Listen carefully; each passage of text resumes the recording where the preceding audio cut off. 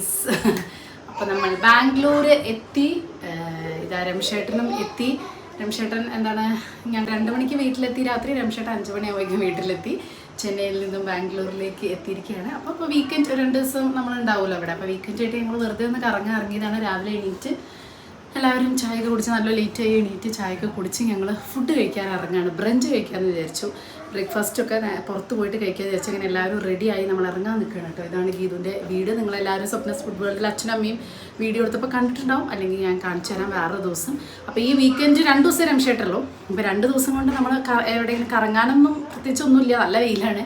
അപ്പോൾ എവിടെയെങ്കിലും ഒന്നെൻ്റെ സ്ഥലത്തൊക്കെ പോകാനുണ്ട് എന്നൊക്കെ ഇങ്ങനെ വിചാരിച്ചിരിക്കുകയാണ്. അത് കഴിഞ്ഞിട്ട് ബാക്കി പിന്നെ ഞാനിവിടെ ഒരു 4 ദിവസം കൂടി ഉണ്ടാവും. അപ്പോൾ നമുക്ക് വീടും കാര്യങ്ങളൊക്കെ കാണാം കേട്ടോ.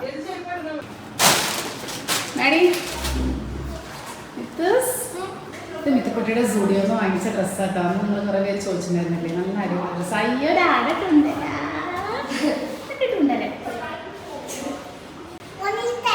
Hello hello from Bangalore. അങ്ങനെ നമ്മൾ മുംബൈയിൽ നിന്നും പിരിഞ്ഞ് ബാംഗ്ലൂരിൽ കൊണ്ടുമുട്ടിയിരിക്കുകയാണ്. Only four 2 days. അപ്പോൾ നമ്മൾ ഇപ്പോൾ ഇങ്ങോട്ടേ കിടക്കും. രംഷേട്ടൻ്റെ ചെറിയമ്മ ഇവിടെ ഉണ്ട്, അപ്പോൾ അവരുടെ വീട്ടിലേക്ക് അറിയണ്ടാവും എല്ലാവർക്കും. അപ്പോൾ അവർ ഒരു ഗീത പതിനെട്ട് എൻ്റെ ചെറുപ്പ്. അപ്പോൾ അവരെ കാണാനും നമ്മൾ നിന്ന് പോകുന്നുണ്ട്. ആ ബോഡി ഗാർഡിന്റെ പോലെ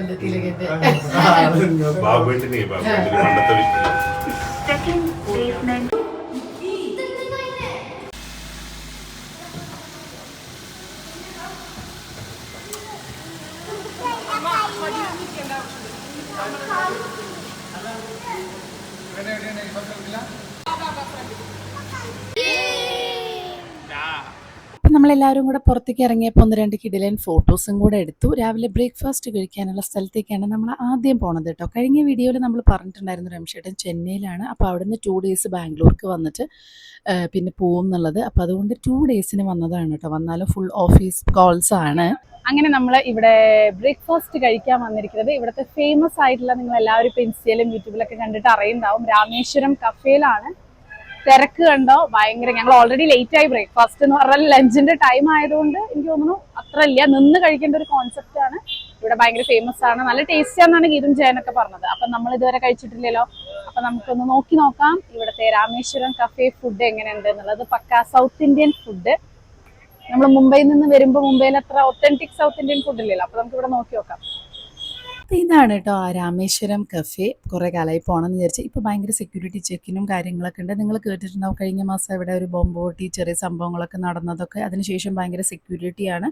നല്ല വലിയൊരു ഹോട്ടൽ തന്നെയാണ്, കഫേ തന്നെയാണ് കേട്ടോ. നിന്നിങ്ങനെ കഴിക്കുന്നൊരു കോൺസെപ്റ്റാണ്. പക്ഷെ കണ്ടോ ഭയങ്കര വലുതാണ്. അത്ര തന്നെ തിരക്കുണ്ട്. 1 ഇഞ്ച് സ്ഥലമില്ല. നമുക്ക് ഓർഡർ ചെയ്യാൻ തന്നെ ഞങ്ങൾ ഒരുപാട് നേരം എടുത്തു. കാരണം എന്തൊക്കെയാണ് ഓർഡർ ചെയ്യേണ്ടതെന്ന് അന്വേഷിച്ച് വരുമ്പോഴേക്കും അടുത്ത ആൾക്കാർ വരും. അത്ര തിരക്കാണ്. അത് കഴിഞ്ഞിട്ട് ഓരോ സാധനങ്ങൾ വാങ്ങിക്കാനുള്ള ക്യൂ എന്ന് പറഞ്ഞാൽ ദോശയ്ക്ക് ഭയങ്കര ക്യൂ ആയിരുന്നു കേട്ടോ. അപ്പോൾ ഇതാണ് അവരുടെ മെയിൻ സ്പെഷ്യാലിറ്റി എന്ന് പറയുന്നത്. നെയ്യിൽ കുളിപ്പിച്ച് കിടത്തുക എന്നൊക്കെ പറയില്ലേ, നല്ല ക്വാളിറ്റിയുള്ള നെയ്യ്. ആ നെയ്യിന് പോലും ഒരു മാറ്റവും ഇല്ല എന്നാണ് ഇത് പറഞ്ഞു. ഓരോ പ്രാവശ്യം കഴിക്കുമ്പോഴും അതിൻ്റെ ടേസ്റ്റിന് മാറ്റമില്ല. കാരണം അവർ ഇതിന് മുന്നേ കഴിച്ചിട്ടുണ്ടല്ലോ. അപ്പം ഞാൻ ഫസ്റ്റ് ടൈമാണ്. അപ്പോൾ അതുകൊണ്ടായിരിക്കും ഒരുപക്ഷെ ഇത്രയും ആളുകൾ. പിന്നെ എല്ലാവർക്കും അറിയാം യൂട്യൂബിലും ഇൻസ്റ്റയിലൊക്കെ ഭയങ്കരമായിട്ട് ആളുകൾ ഇപ്പോൾ ഇത് വന്നിട്ട് ഇങ്ങനെ വീഡിയോ എടുക്കുന്നുണ്ട് അല്ലേ. അപ്പോൾ അത് അത്രയും മൗത്ത് പബ്ലിസിറ്റി വഴി ആൾക്കാരൊക്കെ കഴിച്ച് ഇഷ്ടമായതുകൊണ്ടായിരിക്കുമല്ലോ ഇവിടെ ഇത്രയും ആൾക്കാർ വരുന്നത്. പിന്നെ അത് മാത്രമല്ല, എനിക്ക് പൊതുവേ ഈ സൗത്ത്, അതായത് മുംബൈയിൽ നമ്മൾ ഏറ്റവും കൂടുതൽ മിസ് ചെയ്യുന്നത് വളരെ ഒത്തൻറ്റിക് ആയിട്ടുള്ള ഒരു റെസ്റ്റോറൻറ്റ്സ് എന്ന് പറഞ്ഞാൽ വളരെ അപൂർവമാണ്. ഒരുപാട് ഒട്ടുമില്ല എന്ന് ഞാൻ പറയുന്നില്ല, പക്ഷേ എന്നാലും ഇതുപോലെ മുക്കിന് എല്ലാ ടൈപ്പ് ഓഫ് ഇതും ഇല്ല. എന്നാലും നമുക്ക് മനസ്സിൽ പിടിക്കുന്ന ആ ഒരു പ്രോപ്പർ സൗത്ത് ഇന്ത്യൻ കിട്ടാൻ വളരെ ബുദ്ധിമുട്ടാണ്. കുറച്ച് ദൂരത്തേക്ക് പോകണം, അല്ലെങ്കിൽ 1-2 ഉള്ളൂ. അപ്പോൾ ഇവിടെ ആകുമ്പോൾ നിറയെ ഉണ്ട്. അപ്പോൾ എനിക്ക് ഇതുകൊണ്ട് എപ്പോഴും ബാംഗ്ലൂർ വരുമ്പോൾ ഭയങ്കര ഇഷ്ടമാണ് സൗത്ത് ഇന്ത്യൻ ഫുഡുകൾ കഴിക്കാൻ കേട്ടോ. അപ്പോൾ അതുകൊണ്ട് ഞങ്ങൾ ഇന്ന് ഇവിടെ ട്രൈ ചെയ്യാം. ഓരോ പ്രാവശ്യം വരുമ്പോൾ ഞങ്ങൾ ഓരോ സ്ഥലത്താണ് ട്രൈ ചെയ്യാറ്.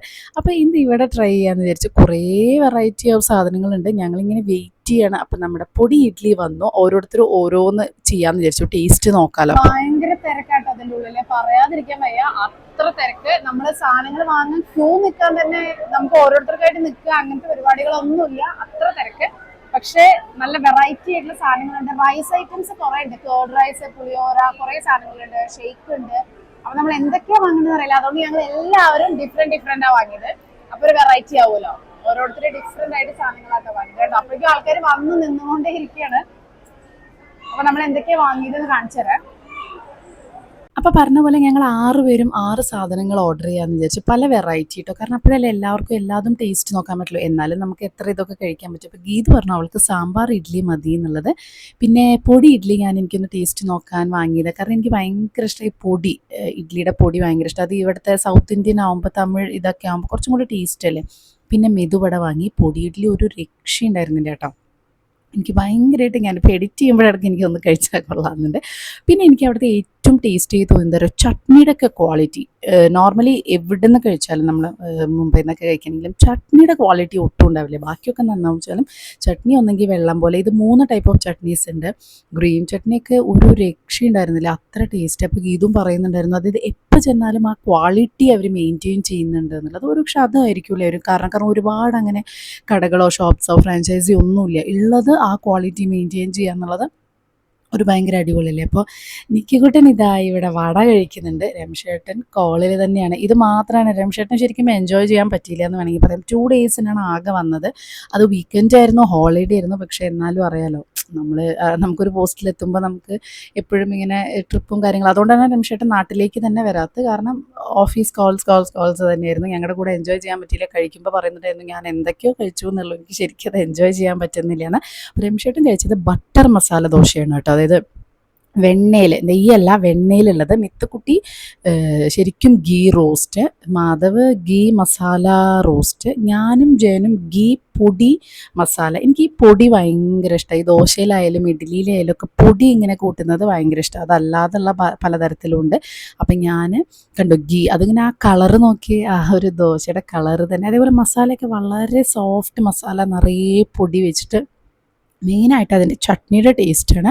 ഈവൻ സാമ്പാറും നമുക്കെപ്പോഴും പൊതുവേ മിത്തുക്കുട്ടിക്കാണെങ്കിലും എനിക്കാണെങ്കിലും ഒന്നും ഈ പുറത്തത്തെ ഇങ്ങനത്തെ സാമ്പാർ ഇഷ്ടമല്ല. ഒരു തരം വെള്ളം പോലെ. പക്ഷേ ഇത് ഭയങ്കര നമ്മൾ വീട്ടിലുണ്ടാക്കണ പോലെ നല്ല കട്ടിയിൽ കുറുകിയ സാമ്പാർ, അതേപോലെ തന്നെ ചട്നിയും കേട്ടോ. അപ്പോൾ ഞാൻ പറയുകയാണെങ്കിൽ നിങ്ങൾ ഒരിക്കലെങ്കിലും മസ്റ്റായിട്ടൊന്ന് വിസിറ്റ് ചെയ്യേണ്ട പ്ലേസാണ്. പിന്നെ ഒരു കാര്യമുണ്ട്, ഈ നെയ്യൊന്നും ഇഷ്ടമല്ലാത്ത ആളുകൾക്ക് അത് എത്രത്തോളം ഇഷ്ടമാവുമെന്ന് എനിക്കറിയില്ല. കാരണം ഗീയുടെ ഒരു കളിയാണ് നെയ്യിൽ മുങ്ങി കുളിക്കുക എന്നൊക്കെ പറയില്ലേ. അപ്പം നെയ്യിൻ്റെ, ചില ആളുകൾക്ക് നെയ്യിൻ്റെ മണമൊന്നും ഇഷ്ടാവില്ല, നെയ്യ് അധികം ഇഷ്ടാവില്ല.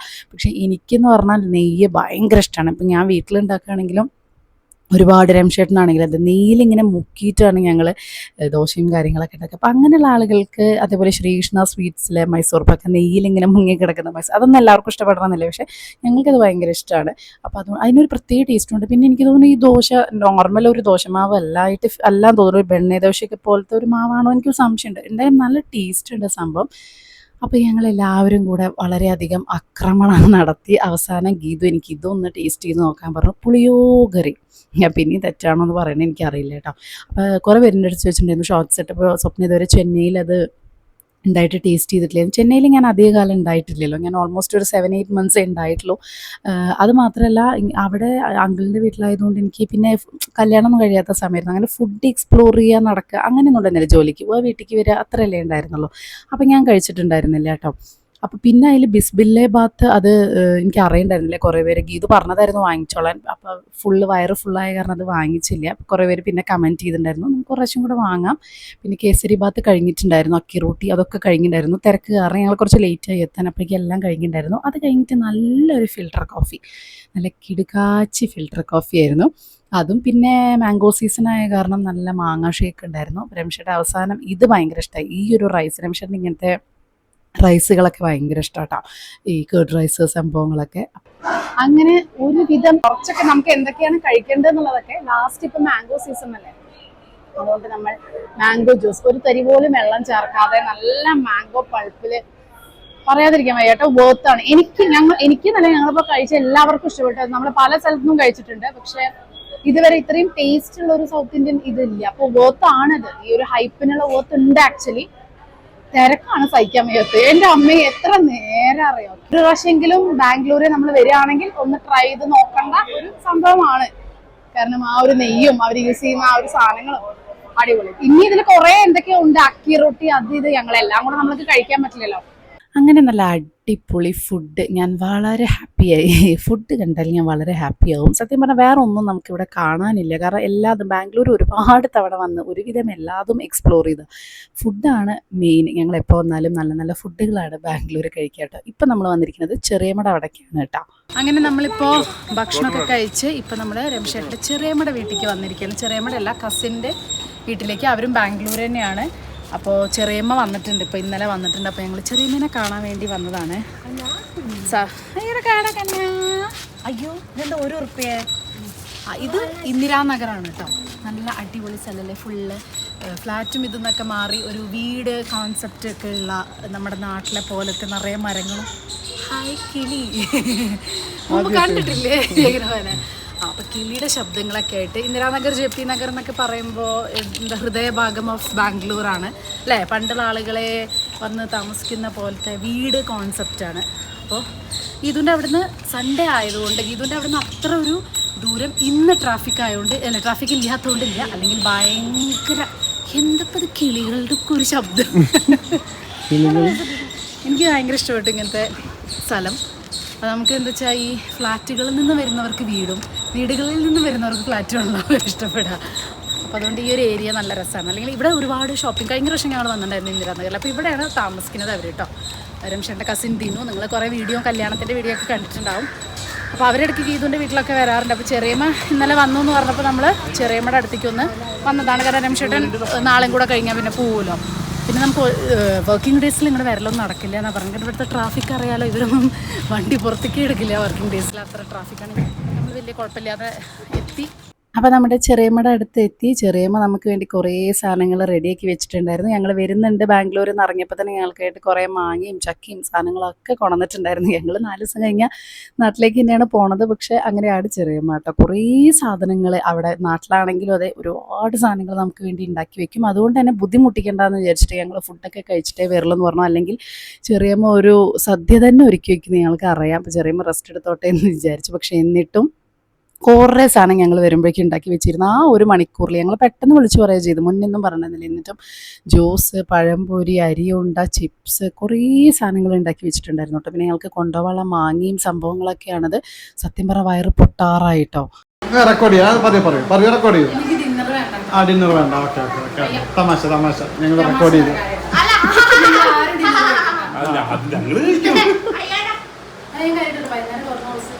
ഇന്നലെ ഡിന്നർ വേണ്ട ഒരാള് 3 ചപ്പാത്തി 2 ബട്ടർ നാൻ. അങ്ങനെ ഞങ്ങൾ കുറേ നേരം അവിടെ ഇരുന്ന് കത്തിയടിച്ച് ഈവനിങ് ആയപ്പോൾ ഞങ്ങൾ ആതിരേനെയും ചെറിയമ്മേനെയും ഒക്കെ കൂട്ടി ഞങ്ങളെല്ലാവരും കൂടെ, അവർ ഇന്ദിരാനഗറിലാണ് താമസിക്കുന്നത്. അത് നല്ല രസമുള്ള നല്ല വൈബല്ലേ അവിടെ. അപ്പോൾ ഞങ്ങളെല്ലാവരും കൂടെ വൈകിട്ടൊന്ന് നടക്കാൻ ഇറങ്ങാമെന്ന് വിചാരിച്ചു. പോകുമ്പോൾ ഞങ്ങൾ ഓട്ടോറിക്ഷയിലാണ് പോയത്. നടക്കാനുള്ള ദൂരമുള്ളൂ കേട്ടോ. ഫുള്ള് അതിരുടെ വീട്ടിൽ നിന്ന് ഒക്കെ നടന്ന് ഇങ്ങനെ കാണാനുള്ള ദൂരമുള്ളൂ. ഇതൊരു പക്ക മുംബൈ വൈബായിട്ടാണ് എനിക്ക് ഫീൽ ചെയ്തിട്ടുള്ളത് കേട്ടോ. ഇന്ദിരാനഗർ എന്നൊക്കെ പറയുമ്പോൾ അതായത് നമ്മുടെ ബോംബെയിൽ അങ്ങനെയുള്ള നേരെ താഴെ ഫുള്ളിങ്ങനെ ഷോപ്സ്, റെസ്റ്റോറൻറ്റ്സ്. അപ്പോൾ അങ്ങനത്തെ ഒരു ഫീലാണ് ഇന്ദിരാനഗർ. എനിക്ക് ഭയങ്കര ഇഷ്ടപ്പെട്ടൊരു സ്ഥലമാണ് കേട്ടോ. അപ്പം ഞങ്ങളെല്ലാവരും കൂടെ കോർണർ ഹൗസിലേക്ക് വന്നിരിക്കുകയാണ്. കോർണർ ഹൗസ് അറിയാത്തവരാരും ഉണ്ടാവില്ല അല്ലേ. എനിക്ക് തോന്നുന്നു ഞാൻ ബാംഗ്ലൂർ ഗീതുൻ്റെ ജയന്തി കല്യാണം കഴിഞ്ഞ് ആ ഒരു സമയത്ത് വന്നപ്പോൾ എനിക്ക് പരിചയപ്പെടുത്തി തന്നതാട്ടോ അവർ ഈ കോർണർ ഹൗസ്. അവിടുത്തെ ഏറ്റവും ഫേമസ് എന്താണെന്ന് നിങ്ങൾക്ക് എല്ലാവർക്കും അറിയില്ലെങ്കിൽ ഞാൻ പറഞ്ഞുതരാം. Death by chocolate. സത്യം പറഞ്ഞാൽ ചോക്ലേറ്റ് കഴിച്ച് മരിക്കാം എന്നത് തന്നെയാണ് അതിൻ്റെ അർത്ഥം എന്നാണ് അത് കഴിച്ചപ്പോൾ എനിക്ക് മനസ്സിലായത്. അതൊരു ഓൾമോസ്റ്റ് എനിക്ക് തോന്നുന്നു ഒരു 10 ഇയേഴ്സ് മുന്നെയാണ് ഞാൻ ആദ്യമായിട്ട് ആ സാധനം കഴിച്ചത്. അത് നമ്മൾ വേറൊരു സ്ഥലത്താണ്, ജയനഗർ അവിടെ എവിടെയാണ് കഴിച്ചത് കേട്ടോ. അപ്പോൾ ഇത് ഫസ്റ്റ് ടൈം ഇന്ദിരാനഗറിൽ നമ്മൾ വരുന്നത് ഫസ്റ്റ് ടൈമാണ്. അത് എനിക്ക് എന്താ പറയുക, എനിക്ക് ഭയങ്കര ഇഷ്ടപ്പെട്ടൊരു സാധനമാണ്. അതിന് ശേഷം ഞാൻ എപ്പോൾ ബാംഗ്ലൂർ വരുമ്പോഴും ആദ്യം കഴിക്കുന്നത് കോർണർ ഹൗസിലെ ഡെത്ത് ബൈ ചോക്ലേറ്റ് തന്നെയാണ്. കഴിഞ്ഞ കൊല്ലം അച്ഛനും അമ്മേനെയും രമേശേട്ടനെ കേട്ട് വന്നപ്പോഴും നമ്മൾ കഴിച്ചു. പക്ഷെ അന്ന് പോയത് കോറമംഗല എന്നുള്ള സ്ഥലത്താണ്. അങ്ങനെ നമ്മൾ ഒരുവിധം എല്ലാ സ്ഥലങ്ങളിലെയും ഡെത്ത് ബൈ ചോക്ലേറ്റ് കഴിച്ചു. ഇന്ദിരാനഗർ ഇവരുടെ വീട്ടിൽ നിന്ന് നടന്ന് വരാനുള്ള ദൂരമേ ഉള്ളൂ ഇവിടേക്ക് കേട്ടോ. അപ്പോൾ നമ്മൾ ഇവിടേക്കൊന്ന് കറങ്ങണതിൻ്റെ മുന്നേ എല്ലാവരെയും കൂട്ടിയിട്ട് വന്നിട്ട് ഡെത്ത് ബൈ ചോക്ലേറ്റ് കഴിക്കുക. ഞങ്ങളെല്ലാവരും ചെറിയമ്മ എല്ലാവരും ഐസ്ക്രീം ലവേഴ്സാണ്. അപ്പോൾ അതുകൊണ്ട് ഇത് തന്നെ കഴിക്കാമെന്ന് വിചാരിച്ചു. അവിടെ വേറെയും ഒരുപാട് സംഭവങ്ങളുണ്ട്, ഒരുപാട് ഫ്ലേവറും കാര്യങ്ങളൊക്കെ ഉണ്ട്. പക്ഷേ എല്ലാവർക്കും ഇത് മതി. ഗീതും ചേനും മാത്രം വേറെ കഴിച്ചത്. അവർക്ക് അത്ര ഹെവി ചോക്ലേറ്റ് കഴിക്കാൻ വയ്യ എന്ന് പറഞ്ഞിട്ട് അപ്പോൾ ഭയങ്കര ഹെവിയാണ് സംഭവം. കഴിച്ചു കഴിഞ്ഞാൽ പിന്നെ നമുക്ക് എണീറ്റ് നടക്കാൻ പറ്റില്ല ഒന്ന് ഫുള്ള് കഴിച്ചാൽ. അത്രയും കാരണം ചോക്ലേറ്റ് അല്ല, അത്രയും ഹെവിയാണ്.